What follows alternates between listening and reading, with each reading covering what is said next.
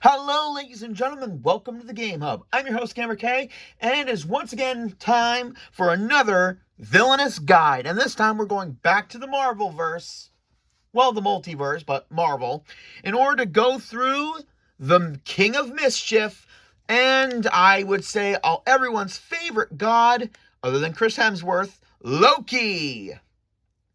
And he is the main villain of the second set of Marvel Villainous, Mischief and Malice, which is always nice and good. And because it's a new set, we get a new set of Villainous hero cards, because each new set has their own Villainous fake cards that are the generic deck, because it doesn't matter whose deck it is, all the cards have the same back with, the Avengers logo, because it is all the heroes. And this one will be shuffled into all playing characters, their own fate decks, in order to create one giant collective one that will be used against all villains. So let's go through that one first. Every time I do a new set, I will do this first.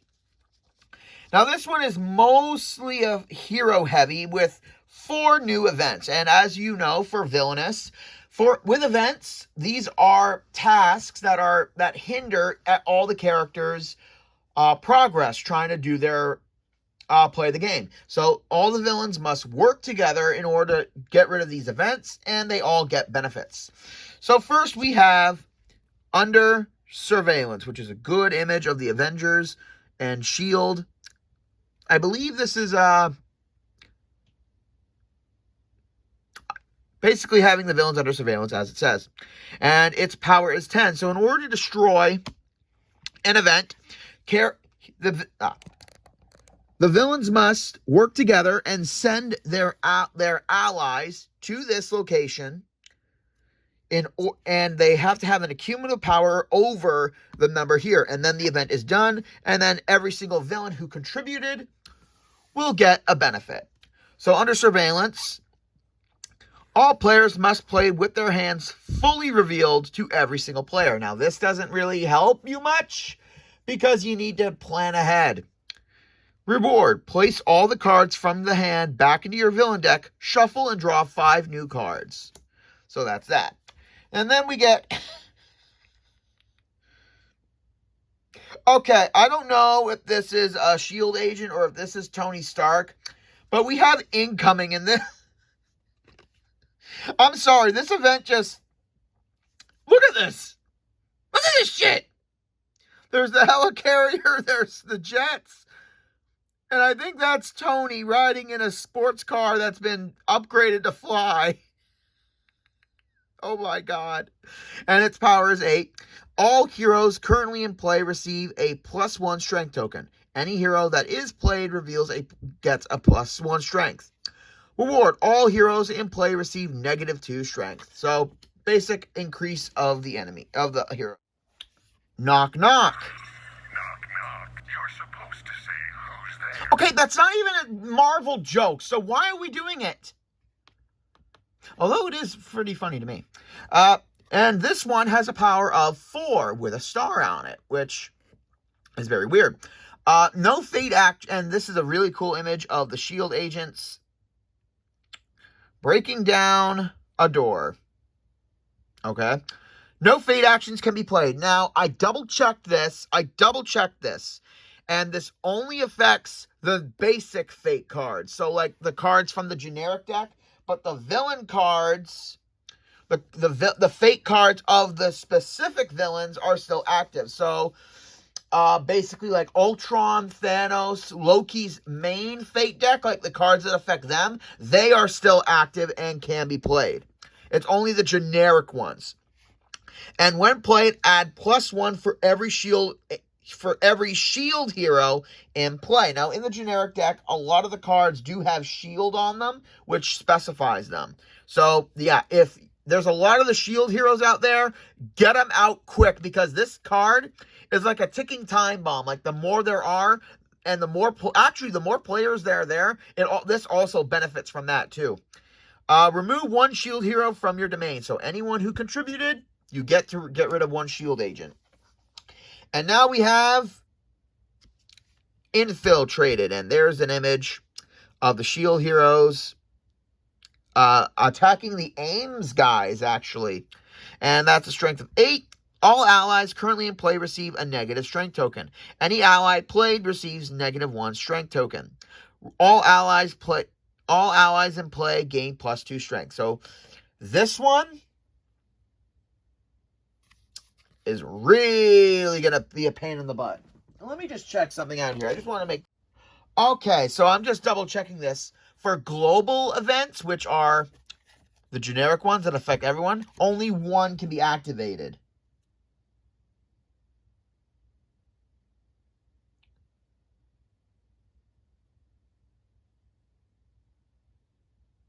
Okay, so any ally that's used in the event is basically sent to the discard pile. And now let's get to all the heroes of the Fate deck, because, oh boy, we have Quake.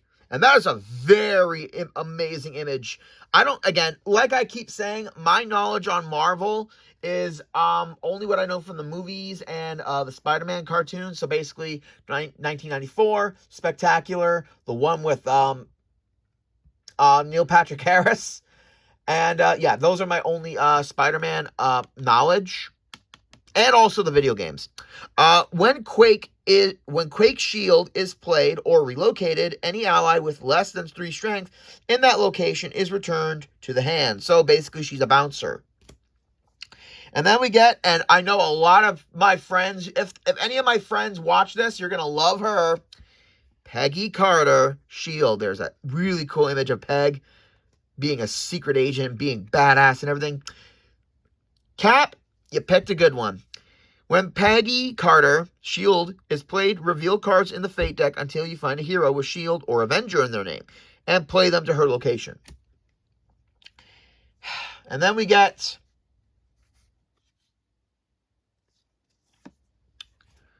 Phil Coulson Shield. And there's Coulson looking pretty badass. I'm not going to lie. I loved what they did with him in the movies, except in the first Avengers movie. Yeah. You know what? I'm just going to play the clip here. I'm Agent Phil Coulson with the Strategic Homeland Intervention Enforcement and Logistics Division. That's quite a mouthful. I know. We're working on it. Phil. You were introduced at the very start, and you were there to see them all together. When Phil Coulson's Shield is played, relocate any hero with Shield in their name in any domain to his location. And then we get here we are.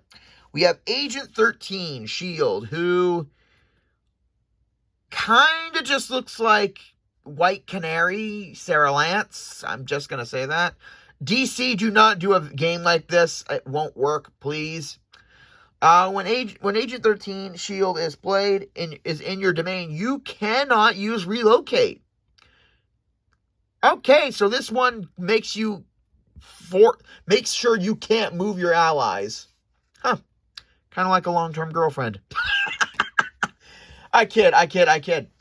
Oh, God, that joke's going to come back and bite me one of these days. And then we have Deathlock Shield. This guy looks pretty amazing. Deathlock Shield, when he is defeated, the villain who defeated him reveals cards in their villain deck until they find an ally. That card is placed in their discard pile. So basically, after you kill him, he gets your deck, and you get rid of the next ally. That is good. That is fun. And now we have Maria Hill Shield, and that is a really cool image. Is this the character Colby Smulders plays in Avengers? I'm not really sure. After playing Maria Hill Shield to a location, move any other hero with Shield in their name to a new location in any other domain. Okay. And then we get a copy of Mockingbird Shield. That is a gorgeous, gorgeous print. That is really good looking. When Mockingbird is played, place a +1 strength token on Mockingbird for every hero in her location. So basically, hoard a bunch of heroes at one location if you want to use her against your allies, against your opponent. And then we have now, let's see. Melinda May shield. Very badass imagery. And I didn't realize this until I started doing this video, that Melinda May was a character that was played by Ming-Na Wen in Agents of S.H.I.E.L.D. I didn't watch the show because I had a whole bunch of shows watching, and Ming-Na Wen played another badass kicking butt. The woman is gorgeous and can do no wrong. Literally. And she's got the Defender icon, which means you have to defeat her before you defeat anyone else. When Melinda May, or Ming-Na Wen, I can't get over that, is defeated, every hero at her location gets +1 strength. Badass to the end. I love it. And then we have 2 copies of, this is so creepy, of Life Model Decoy Shield. Oh my god. A robot pretending to be Nick Fury, or this is a character, and I'm not 100% sure on that. Oh my god. When Life Model Decoy Shield is defeated, find a hero, if there is one, in the Fate discard pile, and replace Life Model Decoy with that.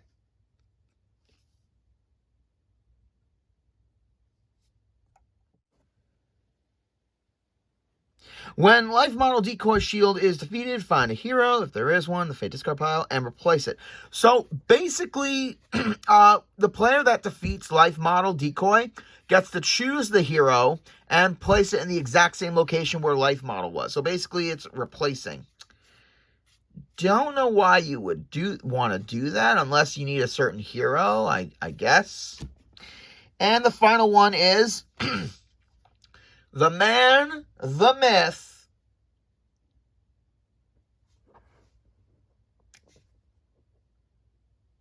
no, I'm not going to do a joke.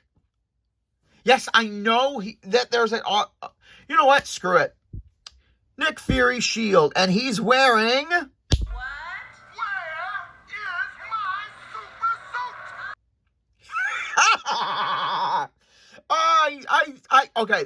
Okay. All honesty, guys, when I make these jokes, I don't plan them ahead. This comes right off my tongue, and I am happy that that joke worked.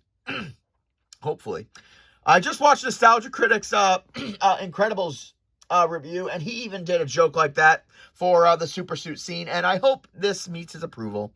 When Nick Fury's shield is played, each other shield hero gains +1 token. When Nick Fury's shield is in play, if a shield hero is played, they gain +1 strength. So basically, he will literally do that. And now that we're done with the generic deck, let's get on to Loki himself. It's a long time of me getting Loki to get Loki. So first off, we'll start with his figure, with his mover. And it's done in the nice full color.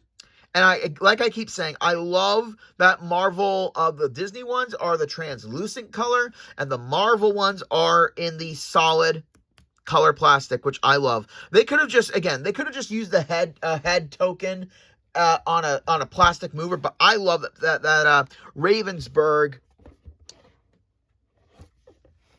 right? Ravensburg went above and beyond for this game. I love it.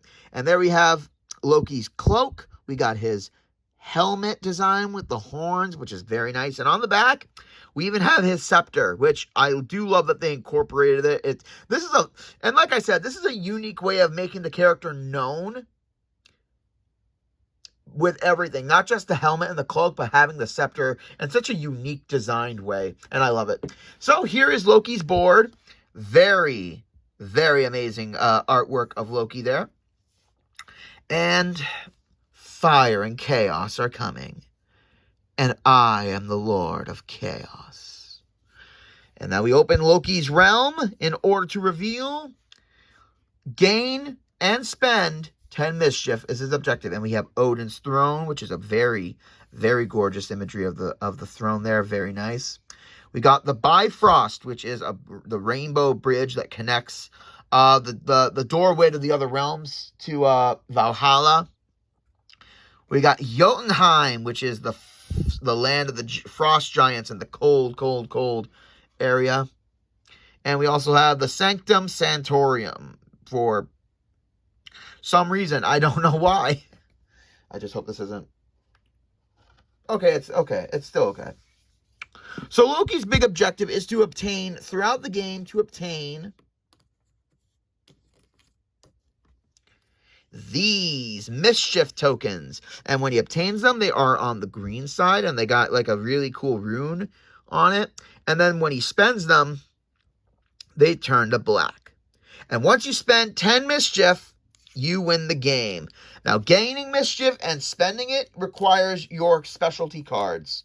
And requires a bunch of special cards. And there's a bunch of tokens just in case. Now, let's get to Loki's fate deck. Right. And before I forget, let's start with the artwork on the back, because I know I keep doing it for Disney Villainous and all throughout Marvel Villainous. I keep forgetting to do it.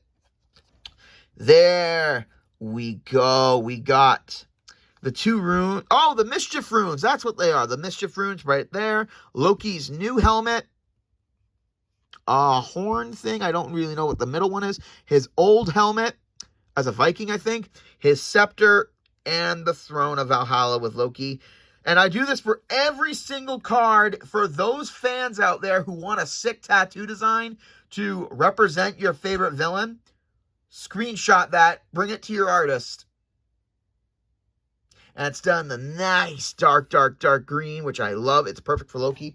And now, like always, with the Disney Villainous, I do the conditions first, because they are like the trap cards, and I'm going to do the specialties like I always do. And Loki's deck, much like Hela, because they are magic users, is effect heavy. Like super, super, super effect heavy. And I love that. But we start off with the specialties, and we start off with a copy, and there's one copy of each one. So first we start with the most brilliant Jess, with Thor's hammer and cloak and everything, with a frog on top. Spend 1 mischief. So basically, once it's place it in specialty area. Spend 1 mischief. Place a negative strength token equal to their strength on a hero in any domain. So this is a good way of screwing over your opponents. And like I said before, Loki is the trickster god. He is literally, basically one of the funnest characters ever to be done. I mean, seriously, in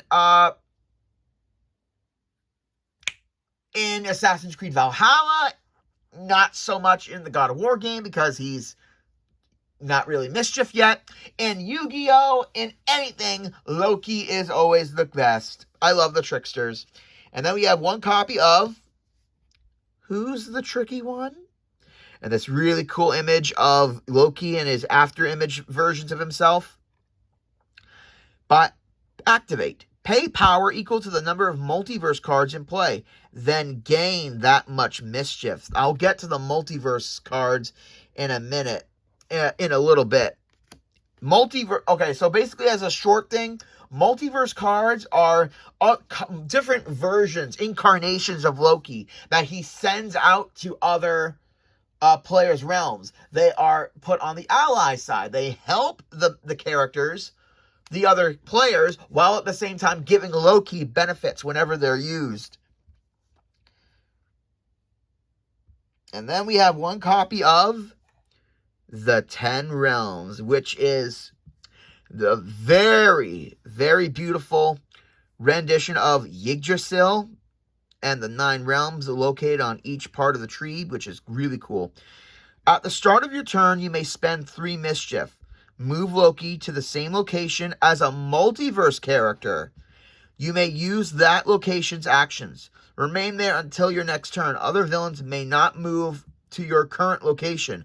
Return to any location in your domain on your next turn. So this card is essential for Loki to really get abilities. Because if a lot of cards on Loki's board cover up a lot of his good actions, this card, like the 10 Realms, you can travel to other players' domains and utilize their boards against you. And I love that they gave this ability to Loki. Because, yeah, he's the trickster. He's gonna mess with you. he's gonna screw the other players up and use what they do and use their stuff against them. That's what Loki does, and I love that. Now we're getting on to the effects, and oh boy, Loki's, like I said, his deck is effect heavy, but he's got only 3 of them, but there's multiple copies of it. So we got 4 copies of Power of a God, with Loki excluding almighty power. Spend a number of mischief tokens equal to the strength of any hero in your domain. Remove that hero and any equal or lesser strength ally in the same domain.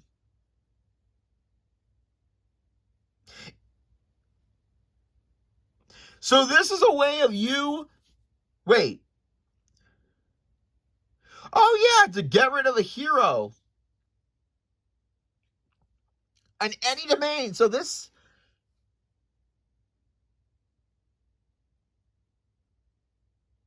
Wow, I forgot about that because I didn't really use it when I played.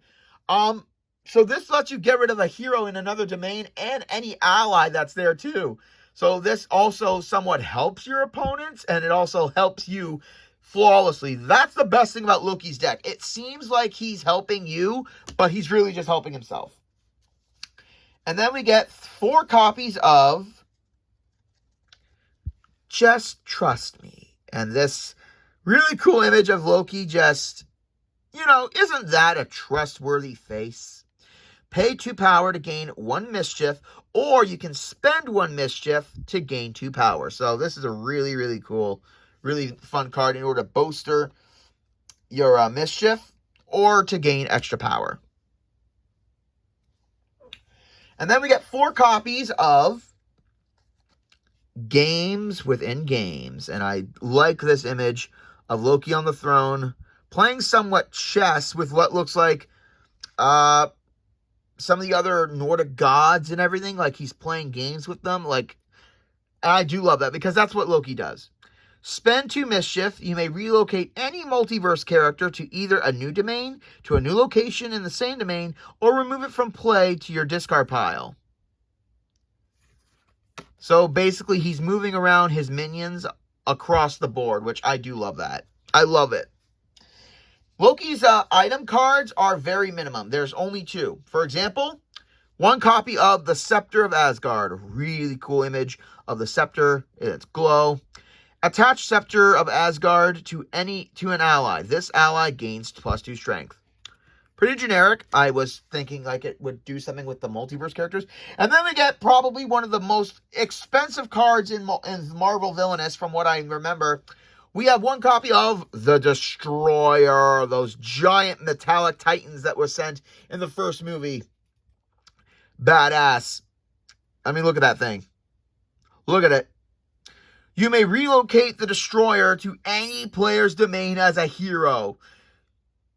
Fake card with the Protector ability. So this card, basically, if you send this out to the opponent's domain, they have to destroy this first. And when it's defeated, Loki gains mischief. So this is another example of Loki being a mischief maker, sending this thing as a hero to defeat another opponent, but they defeat it and Loki gets the benefits. I love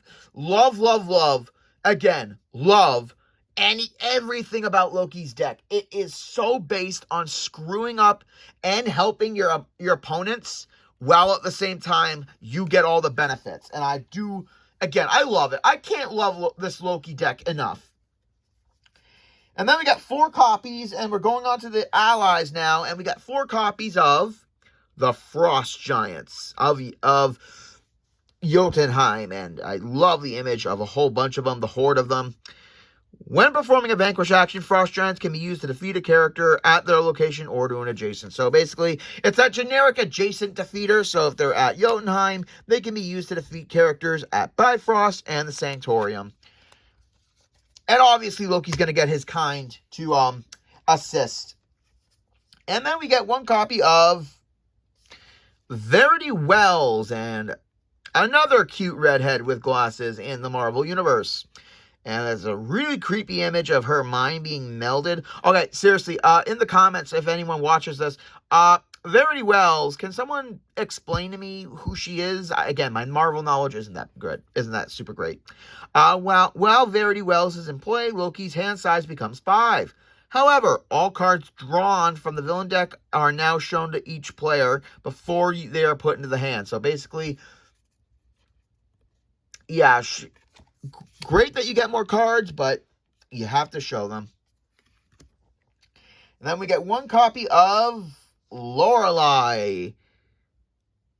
Very cute image. Seriously, what is with Marvel and the cute redheads? Heroes at Lorelei's location have their strength reduced by 2. So this little mischief maker loves to help Loki against the heroes. And then we get Leah, Loki's BFF. And that is a really, really cool image with her swirling magic and everything. That is so cool. On your turn, you may perform one additional action from the location Leah, Loki's BFF, is currently on. So yeah, she helps you gain extra abilities during your turn, which is great. And then we have, of course, we have Thor, brother of Loki. Very victorious stance. When performing a vanquish action, you may move Thor, brother of Loki, to the location of that action. Thor, brother of Loki, is returned to your hand after being used to defeat an event. Good old brother. Okay, now for the multiverse cards. There are 5 multiverse cards, and these are cards that are sent to the other player's realms.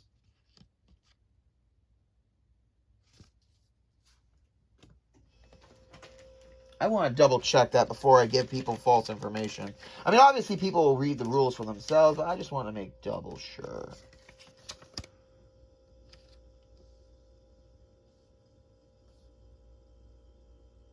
Okay, yeah. Immediately play to other people's domains.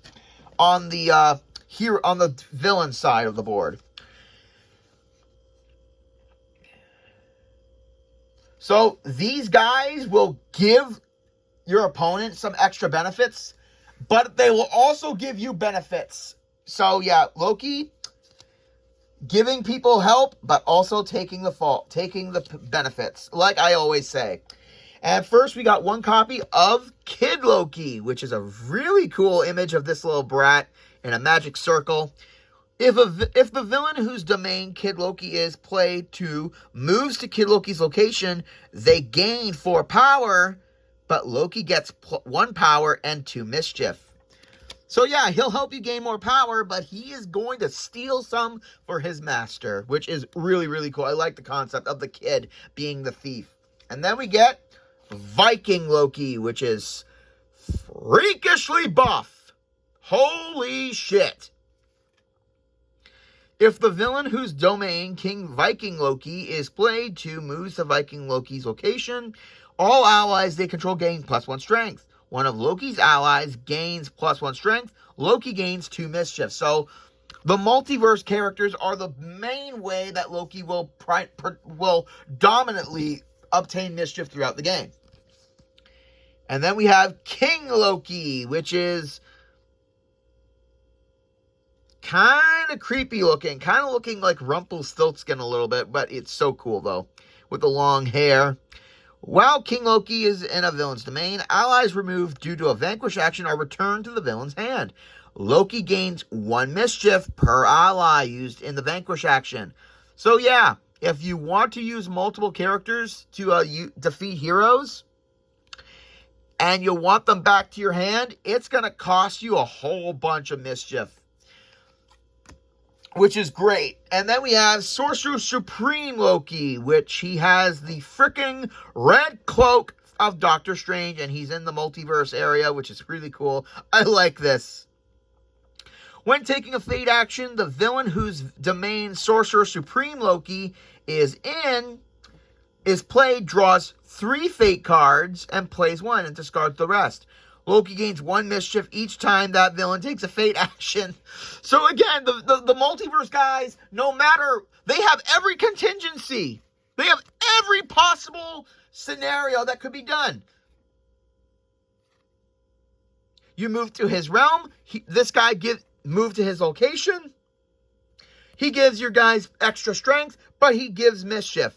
This little brat gives you power, but steals power and mischief. This guy lets you decide other people's fate, but if you do, you give Loki more mischief.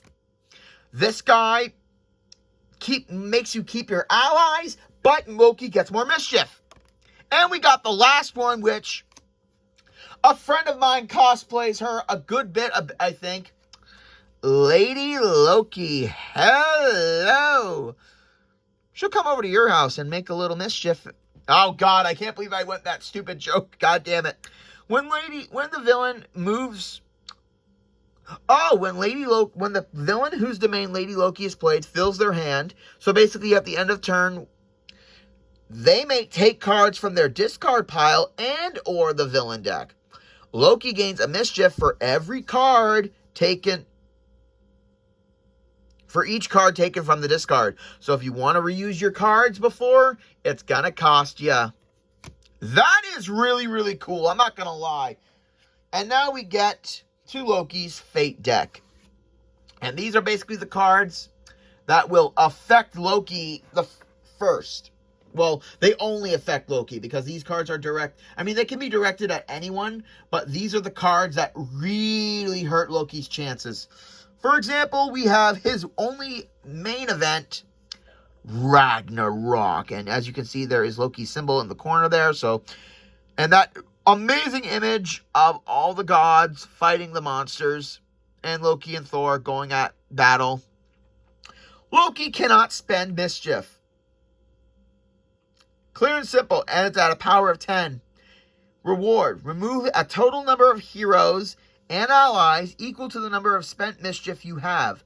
These cards can be chosen from any or all realms. So you complete Ragnarok and you can really screw over a lot of your opponents, which I do love. And in this one, there are 5. Yeah, 5. Okay, well, technically 4 effects, but I'll get to it. We have one copy of Payment Due, with Loki coming to the Queen of the Valkyries. I don't really know. A really cool image. The targeted villain must either pay power equal to the number of multiverse cards in play. If the targeted villain is Loki, move that number of collected mischief back to the unused pile. So basically, this will work on any other character, but on Loki, all your spent mischief will become active again. So you have to start over, basically. I like that. And then we have 2 copies of Banished, with Loki imprisoned in the cell. The targeted villain's current power is reduced to 1. If the target is Loki, choose power or collected mischief. Mischief is placed back in the unused pile.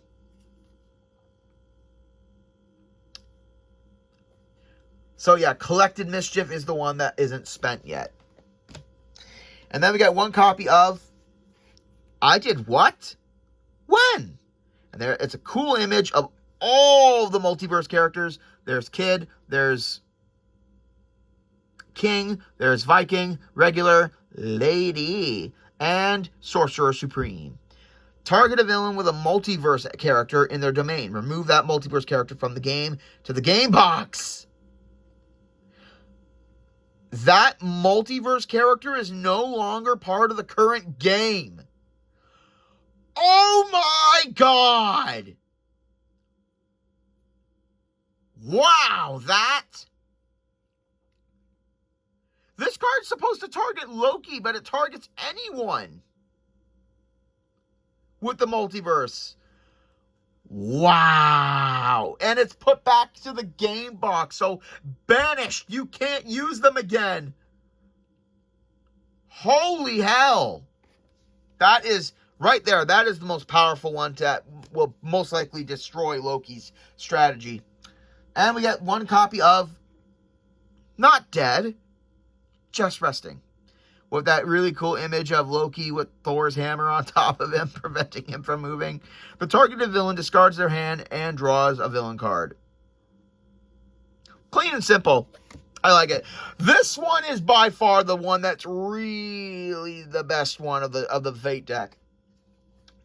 And then we get 5 heroes to deal with. We get 1 copy of Sif.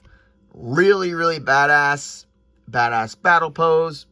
When Sif is played to a domain, remove 1 ally from that domain. Back to the villain's hand. If played or relocated to Loki's domain, Loki may defeat this card by spending 3 mischief. Nice. And then we get 1 copy of Odin Allfather, which is a really badass image of Odin. If defeated, reshuffle this card into the Fate deck. Nothing can be attached to Odin Allfather. If played or relocated to Loki's domain, Loki may not spend mischief while this card is here. Yep, as long as the Allfather is there, you cannot cause any problem. It's kind of like that one child who loves to cause problems, or it's like when it's kind of like that one child who wants to cause problems, but the minute the father is near, you're not allowed to. You're going to get busted. And then we get 1 copy of Heimdall. Really cool image of him guarding the Bifrost Gate. When Heimdall is played, the targeted villain must discard 2 cards at random from their hand. And then we get Jane Foster, the Mighty Thor, and that amazing image of her with Mjolnir. Jane Foster, the Mighty Thor, can only be defeated by 3 or more allies. If in Loki's realm, Jane Foster gains +1 soul strength, soul markers may not be attached to this character. So basically, this card is this card kind of has a double. So if going up against either Loki or Hela, this card would be really good. And then we get Thor Odinson and that badass imagery of him slamming Mjolnir with the thunder. When defeated, Thor Odinson is not removed. Reduce his strength by 2. Remove him when he is defeated with 0 strength. Soul markers may not be attached to Thor Odinson. So basically, again, these 2 can go up against Hela as well as Loki, but they are only allowed when Loki is being used in the game. Holy crap, that was a long one. Okay, that's mostly because of, the generic Fate deck and everything. And that is it for Loki's guide through Marvel Villainous. Ladies and gentlemen, thank you for joining in. Like, comment, subscribe down below. Thank you for joining in. Join me next week, ladies and gentlemen, where I take on some of the worst of the worlds of Disney. This is GamerK, logging out.